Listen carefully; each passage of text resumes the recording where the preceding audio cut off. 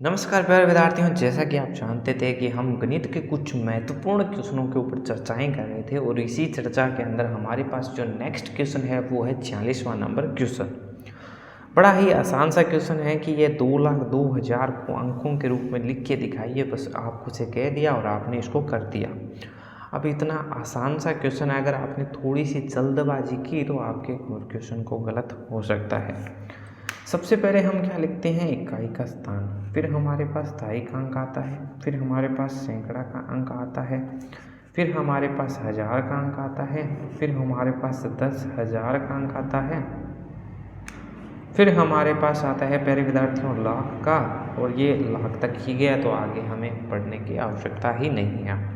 सबसे पहले ये कह रहा है कि 2 लाख, तो हमने लिख दिया 2 और लाख। इसके बाद में ये कह रहा है 2,000 और हजार के नीचे लिख दिया 2। बस इतना ही का है, तो अब बस बाकी संख्याओं के नीचे जीरो लगा दीजिए। इसके नीचे जीरो, इसके नीचे जीरो, इसके नीचे जीरो, इसके नीचे जीरो। 46वां नंबर हमारे पास क्वेश्चन सही हो गया, इसमें हमने लगा दिया और ये हमारे पास इसका आंसर आ गया। देखिए कितना थोड़ा सा समय लगा और ऑप्शन नंबर 3 सही हो गया। अगर आपने थोड़ी जल्दबाजी की होगी तो हो सकता है आपका ये क्वेश्चन गलत हो गया हो। नेक्स्ट क्वेश्चन देखिए प्यारे विद्यार्थियों, 47वां नंबर क्वेश्चन। अब ये क्वेश्चन क्या कहना चाहता है हमसे वो सुन लीजिए। ये कहता है कि 6 अंकों की छोटी से छोटी संख्या तथा 4 अंकों की बड़ी से बड़ी संख्या में अंतर। इतना ही कह रहा है ना। तो देखिए सबसे पहले हमें निकालनी पड़ेगी 6 अंकों की बड़ी से बड़ी संख्या का, यानी कि 6 अंकों की छोटी से छोटी संख्या क्या होगी। तो आप कहोगे छोटी से छोटी, तो सर सबसे पहले आप लगा लीजिए 1 और उसके बाद में जितने संख्याएं कह रही उतने 0। अब ये 1 को हमने 1 गिन लिया, 1 अंक की होगी। ये छोटी संख्या 2 अंक की, ये 3 अंक की, ये 4 अंक की, ये 5 अंक की और ये हो गई 6 अंक की छोटी से छोटी संख्या। अब इसने ये नहीं कहा है कि रिपीट हो ना हो, इसने कोई चीज़ नहीं कही है। चलिए ये हो चुकी है। अब ये कह रहा है कि 4 अंकों की बड़ी से बड़ी संख्या, 4 अंकों की बड़ी से बड़ी संख्या, बड़ी से बड़ी, सॉरी बड़ी बड़ी बड़ी है ना, बड़ी। अब देखिए 4 अंकों की कह रहा है, तो देखिए एक बार हमने लगा दे 9 तो 1 अंक की बड़ी संख्या, एक बार 9 लगा दिया तो 2 अंक की बड़ी संख्या, एक बार 9 लगा दिया तो 3 अंक की बड़ी संख्या, एक बार और 9 लगा दिया तो 4 अंकों की बड़ी संख्या। अब हमें इसको घटाना है, घटाव ही करना है ना, अब अंतर करना है। अब देखिए 10 होगा, क्यों होगा, अब यहाँ पे आ चुका है, इसमें आप इसको माइनस कर दीजिए 10 से। अब यहाँ पे हमने अंश ले चुके हैं, ये हो गया है 9, 9, 9, 9 और 10। ऐसा कैसे होता है ये चीज़ भी सुन लीजिए। जब हमारे पास 9,900, यह क्या इकाई, दहाई, सैकड़ा, हजार, 10,000, लाख, लाख है ना, तो 99,900, 1, 2, 3, 4, 5, ठीक है। इसके अंदर यदि हम 10 को जोड़ दें, अब देखिए 99,990 है, इसके अंदर जब हम 10 को जोड़ देते हैं तो हमारे पास ये संख्या बन जाती है, इतनी होगी ना, 1, 2, 3, 4, 5 और 6। क्योंकि 1 0 मैं ना लगाऊंगा तो आप कह दोगे नहीं लगाया। अब देखिए प्यारे विद्यार्थियों, इसलिए हमने क्या किया, इससे उधार मांगा तो इसने कहा कि ले लीजिए भाई, आपके पास 10 हो जाएंगे, यहाँ से उधार ले लिया 10 हो जाएंगे, यहाँ पे 9 बच गया, 9 बच गया, 9 बच गया, 9 बच गया, यानी यही तो संख्या बच गई है। अब ये तो 10 हो चुका है, लेकिन बाकी संख्या तो यही रही है हमारे पास, यानी कि ये बच गया कितना, 1। अब यहाँ पे ये 9 से 9 गया है, क्योंकि यहाँ पे देखिए 10 हुआ था।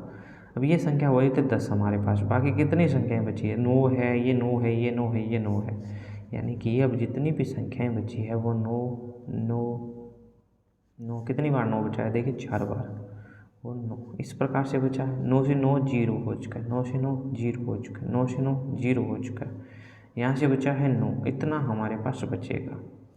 अब ये संख्या किस में हमें दिखाई दे रही है, क्या 90,001 बचेगा, कहीं पे दिखाई दे रही है, तो ये हमें संख्या दिखाई दे रही है सी ऑप्शन के अंदर।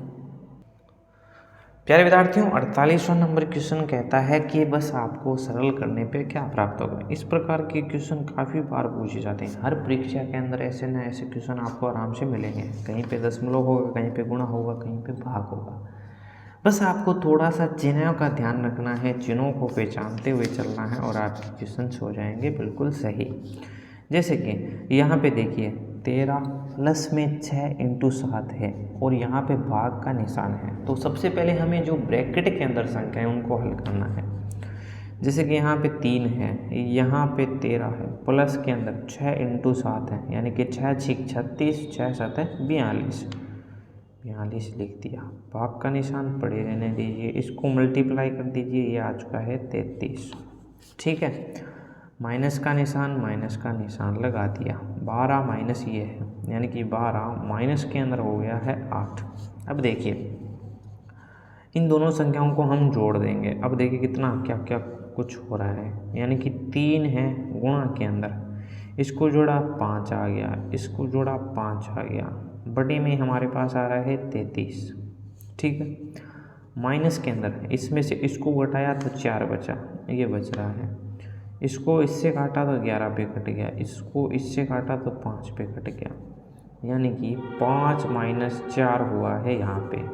5 माइनस 4 करने पे 1 आएगा। क्या इतना ही आता है? बिल्कुल आसानी से क्वेश्चन हो गया।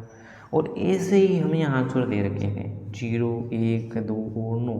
कौन सा आंसर आया हमारे पास? तो बस एक क्वेश्चन हो गया। नेक्स्ट सवाल देखिए कि प्रथम 4 अभाज्य संख्याओं का योगफल क्या होगा। ठीक है, अभाज्य संख्याओं जो है ना वो बहुत इंपॉर्टेंट क्वेश्चंस इस पे बनते हैं। बस आपको 100 तक की अभाज्य संख्याएं याद होनी चाहिए। 49वां नंबर क्वेश्चन क्या कहता है कि प्रथम 4 अभाज्य संख्याएं। तो सबसे पहले हम बात करते हैं अभाज्य संख्याओं की। ऐसी संख्याएं जो कि कम से कम 2 संख्याओं से विभाजित हो और अधिकतम ही 2 संख्याओं से ही विभाजित होनी चाहिए। कम से कम मानो चाहे अधिकतम मानो, वो 2 संख्याओं से ही विभाजित होनी चाहिए। तो अभाज्य संख्या सबसे पहले है 2, उसके बाद में है 3, उसके बाद में है 5 और उसके बाद में है 7। अब देखिए 2 के बाद में 3 आई है, 3 के बाद में 4 आती है, 4 में आप देखोगे 2 से भाग जा रहा है, 1 2 और 4, उसके बाद में 5 आ गई, फिर 6 में जाता है और ये 4 हो गए। 2 और 3 5, 5 और 5 10, 10 और 5 17। क्या ऐसा मिला हमें? बिल्कुल मिला। तो चौथा ऑप्शन हो गया ना करेक्ट, बिल्कुल। 50वां क्वेश्चन देखिए किस प्रकार से हल करेंगे हम। कुछ बच्चे काफ़ी मासूम होते हैं जिन्होंने इस प्रकार के क्वेश्चन पहले हल नहीं किए होते हैं, तो वो क्या करते हैं देखिए, इसको पहले इससे मल्टीप्लाई करते हैं, फिर एक जोड़ते हैं, फिर एक भाग देने की कोशिश करते हैं।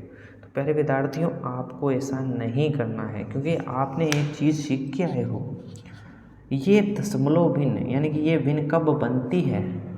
12 से 1/16 ये भिन्न कब बनती है कि जब हमें 16 से मतलब कि 12 में तो पूरी तरीके से भाग चला गया लेकिन 1 शेषफल रह गया। इसका मतलब है कि 12 तो पूरा आएगा लेकिन उसके बाद में दशमलव आएगा, और भाग के अंदर हम करके देखेंगे 16 का किससे? 1 से। दशमलव लगाते ही हमारे पास एक 0 आ जाएगा और एक 0 क्यों रख सकता है, इसलिए हम ऊपर 0 लगाएंगे, यानी कि 100 आ चुका है। तो 16 को किससे? अब आप देखिए सभी में किससे मल्टीप्लाई हो रहा है? 6 से, यहाँ पे 6 से, यहाँ पे 6 से और यहाँ पे 5 से। तो चलिए हम क्या करते हैं, 16 का मल्टीप्लाई करके देखते हैं। सबसे पहले 6 से, 6 से नहीं होगा तो 5 से तो करे नहीं करना है। 6 चिक हो गया 36, चलो बच गई 3 और फिर से ये किया तो 96, तो ये गया 6 पे। ठीक है, इतना ही रखते हैं क्योंकि हमें देखने को मिलता है कि अलग अलग संख्याएं हैं।